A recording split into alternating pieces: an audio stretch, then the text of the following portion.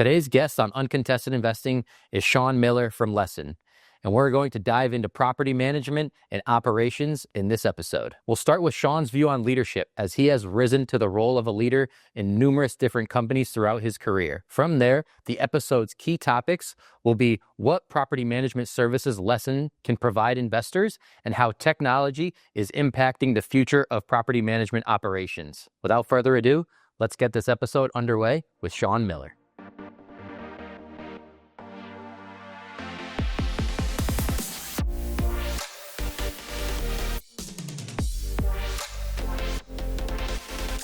Welcome to this week's episode of Uncontested Investing. I'm your host, Nate Zielinski, joined by my co-host, Suzanne Andreessen. And today we have Chief Revenue Officer, Sean Miller from Lessen. Sean, thank you so much for joining us in the studio. Where we start with every guest is how you got your start in the industry. Yeah, well, Nate and Suzanne, thank you very much for having me here. So I got started in real estate a little bit over 10 years ago. So first part of my career was a bunch of different random things. Then I was with a company called Generac that happens to make a bunch of generators. Some of them used in real estate for standby power.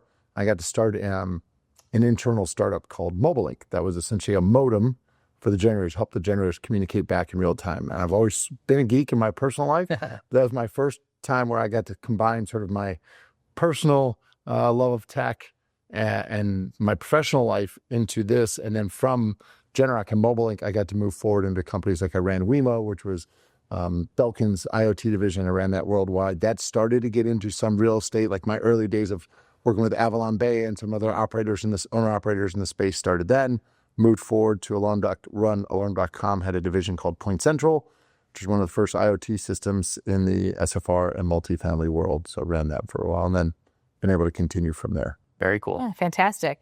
So as someone who's found themselves in a leadership position across numerous companies, what are the common characteristics you look for success in this industry?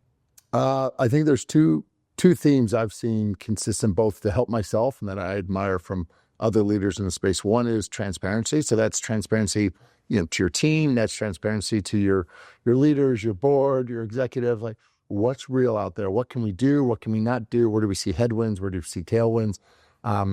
Transparency doesn't always generate the friendliest of conversations, but I found what it generates for you is that trust that someone understands what you're doing and that you believe in what you're doing and you know why you're doing what you're doing. Doesn't mean you're also shooting 100%, but at least you've sort of put the thought process in and understand that. Sure, and taking ownership of it. So yep. Yeah. And then the other one's teamwork. Right? I've also never seen one person can do it all by themselves, right? We all like to eat, sleep, or spend time with our families, and you need a team around you to really get to achieve that top tier. Sure. And that brings us to your current role at Lessen, Chief Revenue Officer. What are some of the big goals, initiatives that you can remember? What are you most proud of during your work that's brought you to where you are today right now? Yep. So Lessen, I think, has been on a great journey, considering we're just over 5 years old now. And the amount of, we did 3.5 million work orders last year. So we've really grown a lot in that time. A little busy. And Jay McKee, our founder, as well as key execs, I've worked with Jay, like Justin Iannacone in their past. They came from the operator side, so they understood some of the needs around it. So I think we've really built a tremendous company. And when we look forward and you see how big some of these markets are, both residential and commercial, there's lots in front of us. So I'm really excited. I just started last year. So there's like some fun wins for me. Like we got Tricon to start working with us towards the end of last year. We'd never historically worked with them. So it was a nice win in the SFR space. But we see a lot of opportunity in the SFR market still while we work with some of the larger owner-operators. We know there's a bunch of middle-sized and smaller operators out there, and we're figuring out ways to work with them efficiently. Multifamily has been new for us, but we started working on that late last year and have some really good early wins there. And then our commercial side of the business, we have some really nice clients that we work with today, and we want to continue to not only build depth in the markets we serve, but then also explore a couple other ones that we think we have a good fit in. So things like hospitality, convenience stores, healthcare, pet care, those are all new for us, but we've seen some really good early ones that we're moving into more. That's fantastic. Exciting stuff. Yeah, for sure. So what is the biggest value add for clients that are using Lessen's products and services? So I would tell you, we have a complex sale, right? Like at the end of the day, we tell people we're a tech-enabled facilities maintenance firm or property maintenance firm. So that means we can do almost anything you want when you need us to. Typically, someone doesn't come to us and say, I'm getting rid of my whole internal team. I want you to do everything. There are some commercial clients that are at that stage, but the average client comes to us and says, I've got a need. Can you help me in this market with this type of work?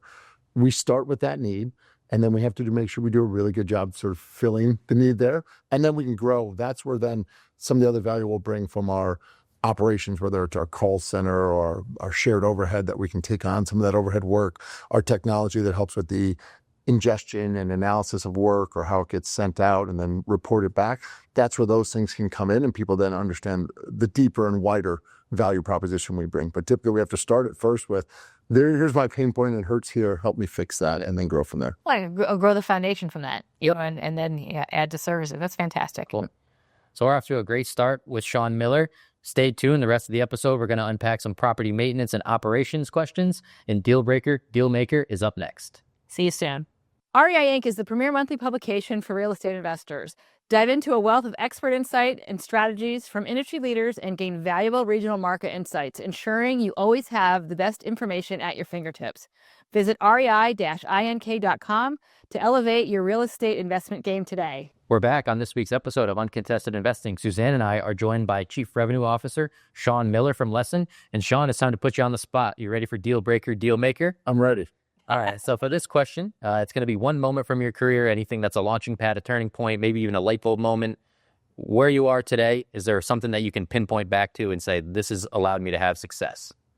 Yeah, so I mentioned in our conversation earlier about this time I had at a company, Generac and Mobile Link, and that was one where if I look at where I'm at today, it really helped encapsulate a bunch of things for me, how tech can serve a client, how tech works in real estate, but also running an internal startup within a larger org was a crash course on like, how do I need my financials to come together? What are my clients? It also really ingrained for me this understand there's jobs to be done through. What is my client actually asking me to do? There's lots of things I probably want them to do or wish they would do, but then I have to understand first, what do they need done? And then make sure I solve that problem. And if I can solve that problem well over a couple different times, then I can go back and ask them, can you hire me to do another job for you? Yep. But what else do you have that I can do?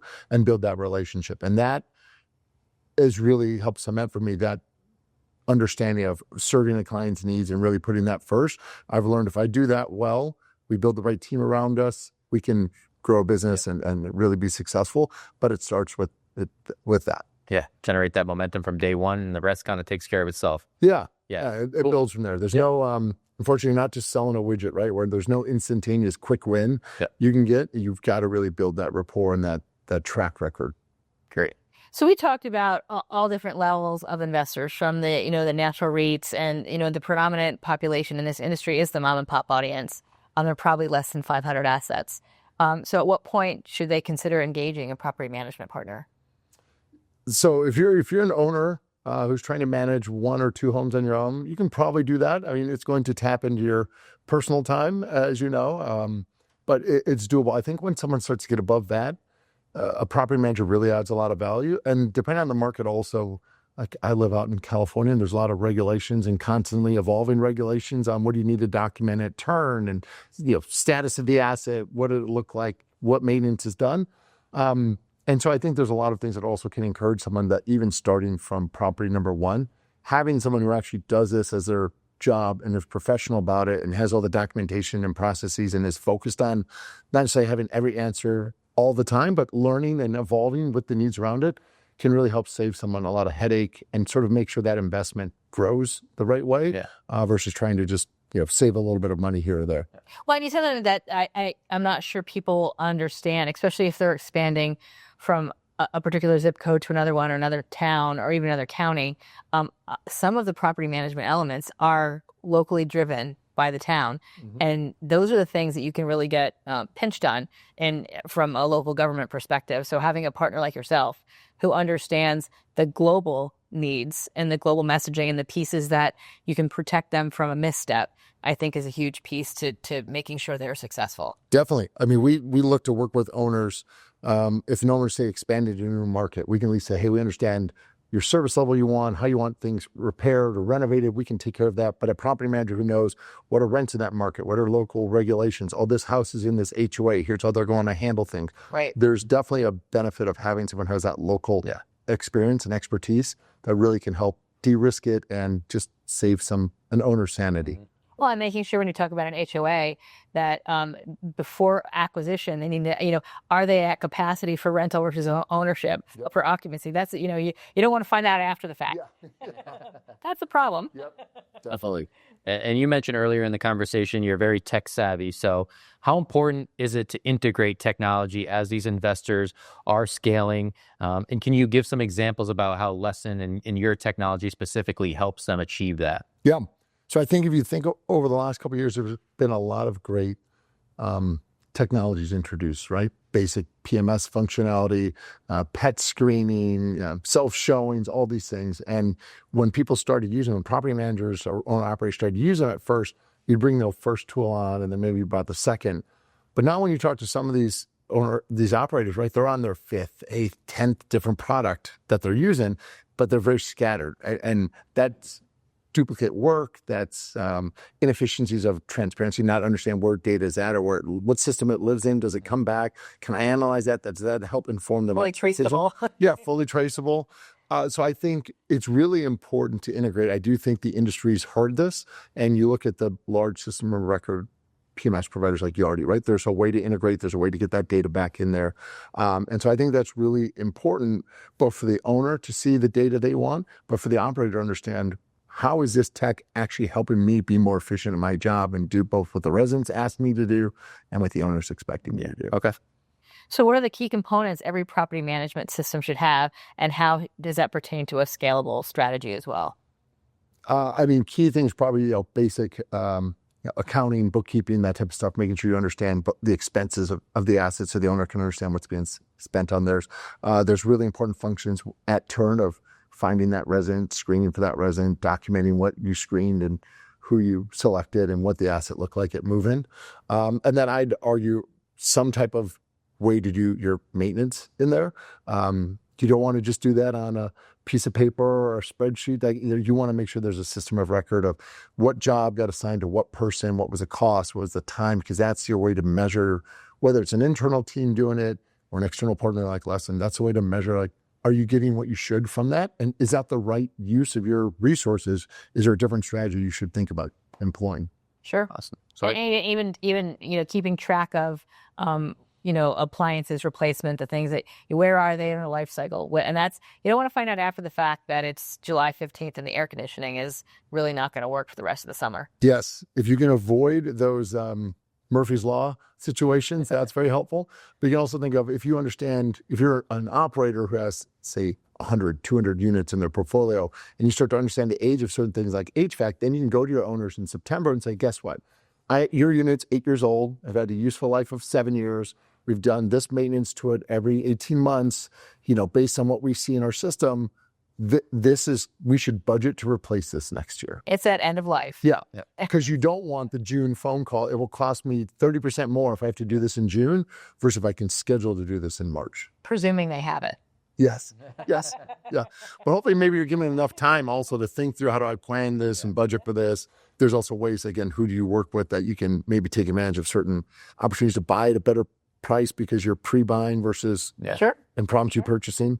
So there's ways, I think, that if you know about it and plan for it, it can set up better outcomes for everyone involved. And that's why technology is so important to tap into, I imagine, because it can predict those preemptive behaviors and kind of catch those issues, before they spring up and become a problem in too many different places at once.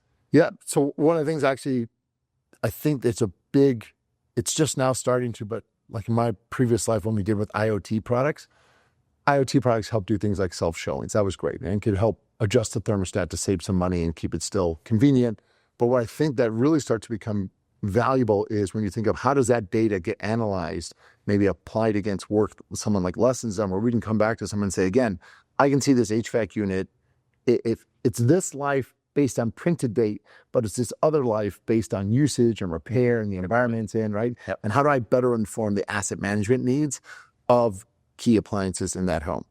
And I think a while back that we had a session with a company called Swidget. Do you know who they are? Mm-mm. So when you talk about the life cycle on the appliances, so they have a device where you can actually have the refrigerator plugged into it. Okay. And if the compressor automatically starts running at a higher rate, it's one of two things. either the door's open or the compressor's going. So you have, and we'll tag that into the resident experience. So you say, hey, Sean, we've noticed that your refrigerator compressor is running. If you could let us know when you get home today, was the door open, or should we do a service call to make sure that your compressor's really working at its optimal? So it's all about the experience, maintaining that resident, the renewal of the lease. So there's a lot of things that can happen that bring certain strategies to the forefront. Yep. There's a lot of data available. It's how do you turn that data into the right information at the right time? That's the key to unlock. And I do think you're starting to see some of those now. So we're going to keep the ball rolling with Sean Miller after our final break of the episode. Our sponsors are going to jump in here, and we'll come right back with What's the Word. RCN Capital offers flexible loan programs designed to help wholesale partners close their clients' deals faster. From fix and flip properties to long-term rentals, new construction, and multifamily investments, we provide your clients with the funding solutions they need. With competitive terms and a quick approval process, we make it easy to focus on growing your business while we handle the financing. Learn more or apply today. Click the link in our bio or email info@rcncapital.com. Let RCN Capital help take your wholesale deals to the next level. Welcome back. We've had a lot of great discussion with Sean here. We're going to start our What's the Word? Sean, if you can boil it down to one word or motto, what's the message or inspiration that you can share throughout your career or perhaps even in 2025? Yeah. So two things that have stuck with me. One, I used to have a mentor actually worked at Amazon and led the Alexa program.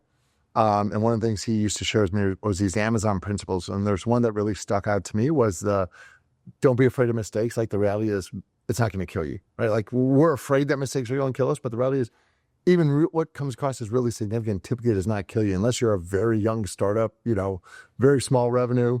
The reality is as long as you learn from it, you can move past, you can adjust. So I think that's important. And I bookend that with one other one. I grew up in Chicago, big Michael Jordan fan. And Jordan used to have this saying of like, you miss 100% of the shots you don't take.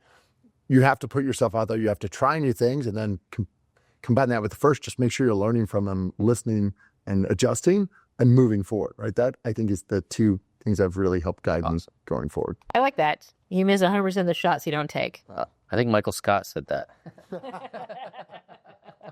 It's a joke for our younger audience too.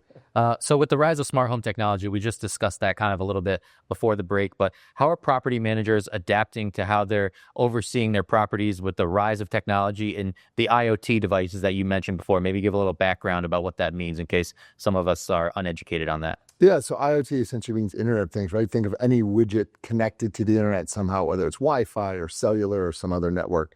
That allows for a couple of different, it could allow for a control function, it could allow for just data to flow back, it could allow with interaction with someone on site.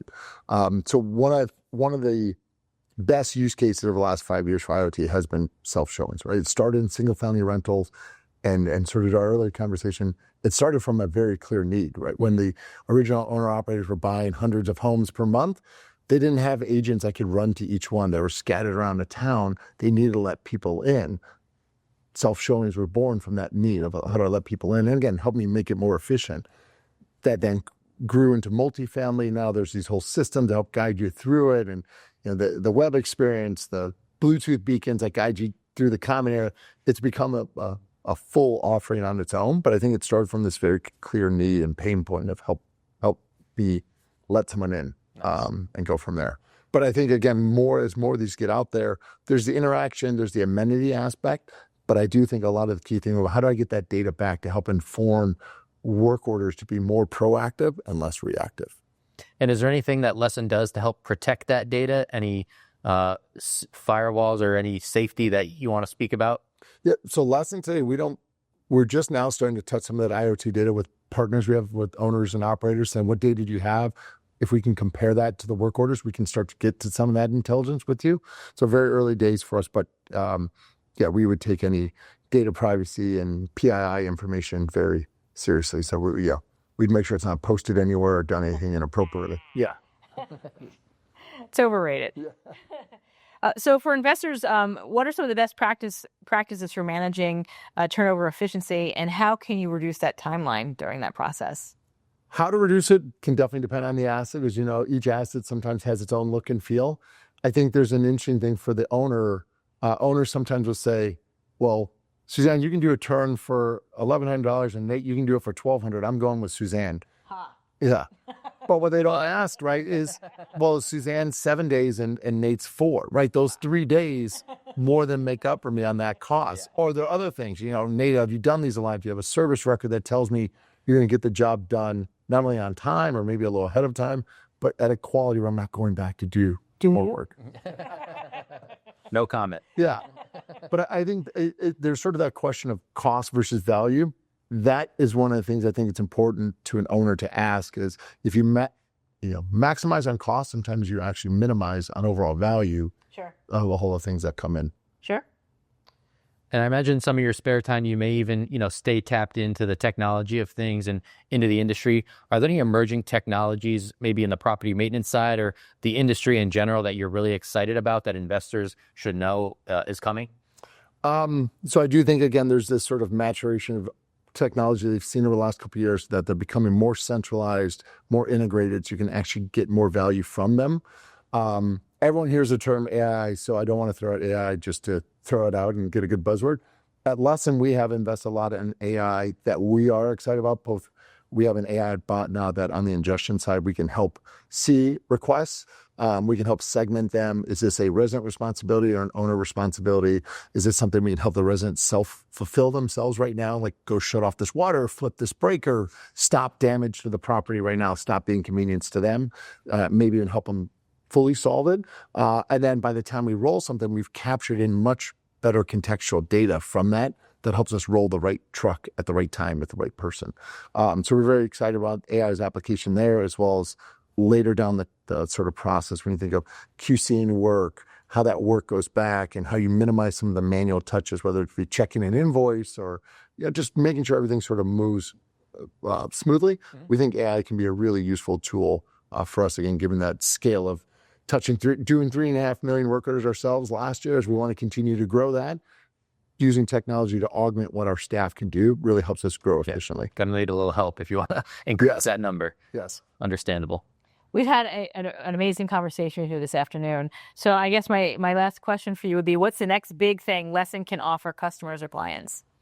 So a lot of people still, I don't think have always heard of Lessen, or maybe just briefly. So I would encourage them to reach out and understand what we can do. They hear we do repairs and maintenance and turns. And sometimes a first response may be, I have an internal team that does that, or my team's already working with vendors. I think what we bring, again, is this ability to come in and say, wherever you have a need, we probably have the ability to help you with it today. And then as your firm grows, whether it's in that one market to the next market, we cover almost 100 different MSAs across the U.S., so we can help grow with the firm. And again, when people see our quality, our competitiveness, and the complete value we can bring, I think we can earn our way as a trusted partner with most operators and owners out there. So I'd encourage them just reach out, learn a little bit more, and let's have a conversation about what we can do together. Terrific. Definitely. And what a productive conversation it was. So Sean Miller, his information, Lessen's information, that'll be in the description of the video you're watching now. So please do check them out. They're on the rise and ready to help investors scale their property management systems and a lot more that Sean discussed in this episode. So for Suzanne Andreessen, my name is Nate Zielinski. Thank you again, Sean Miller. We will see you guys in the next episode of Uncontested Investing. See you soon. Thank you for listening to Uncontested Investing. Questions about today's episode or the podcast? Email podcast@rcncapital.com and make sure to follow REI Inc. magazine on LinkedIn and Facebook and RCN Capital on Instagram, LinkedIn, and Facebook. See you all next time.